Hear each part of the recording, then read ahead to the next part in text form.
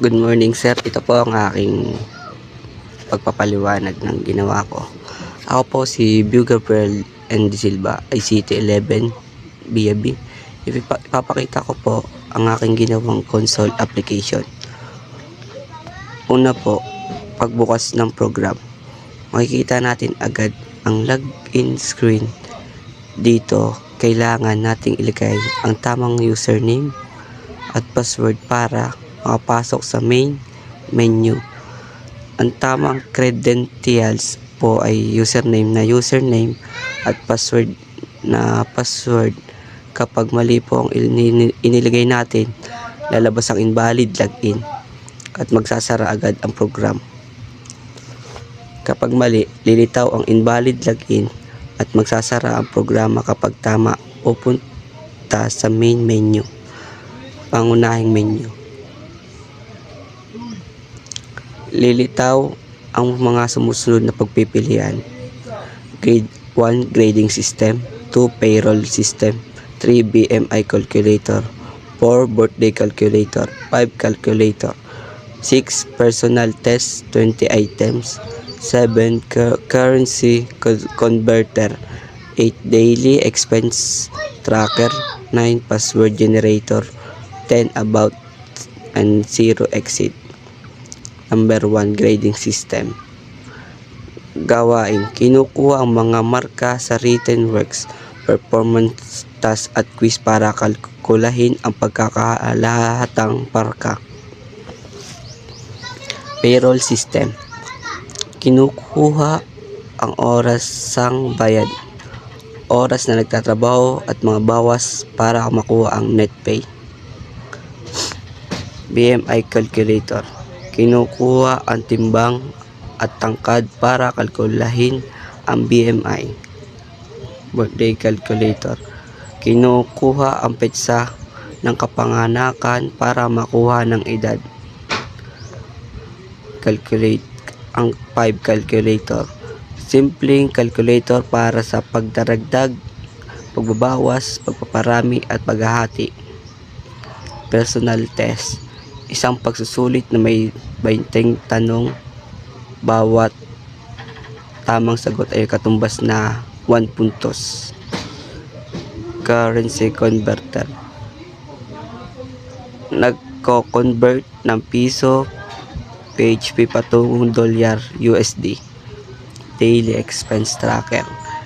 Kinukuha ang budget at mga gastos para makuha ang ating natitirang pera. Password generator. Gumagawa ng random na password na may 16 character. Ipinapakita ang impormasyong tungkol gumawa ng programa. Name: Gabriel N. De Silva.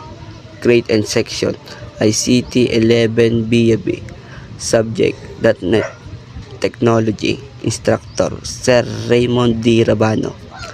0 exit. Pagsasara ng programa. Pagtapos gamitin ang alinman sa mga programa maliban sa exit, tatanungin ka.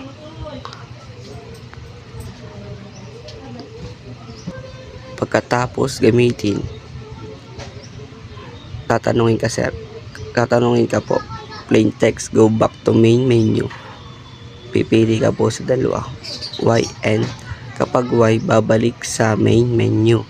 Kapag N, magsasara ang programa at lilitaw ang goodbye Raymond. So, ang quiz naman po ay, ang programang ito ay may multiple choice question. Sa bawat tanong, may mga choices na A, B, C, D at pagpipilian ng user. Gumamit ako ng array o list ng question kung saan nakalagay ang tanong, mga pagpipilian ang tamang sagot. Kapag pinatakbo ang programa, ipapakita mo na ang tanong. Pagkatapos ay mag-input ng user gamit ang keyboard. Iko-compare ng program ang sagot ng user sa correct answer na nakalagay sa code. Kung tama ang sagot ng user, madadagdagan ang score, at kung mali man ay magpapatuloy lang sa susunod na tanong.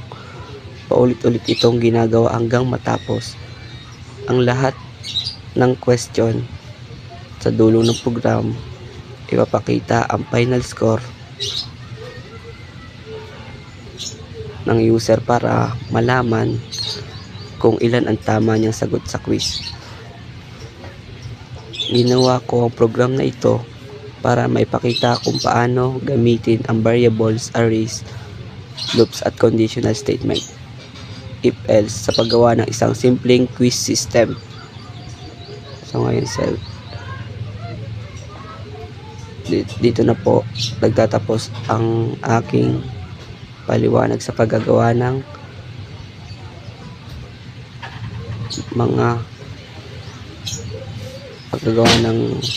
paggagawa sa online GDB. Yun lang po. Salamat.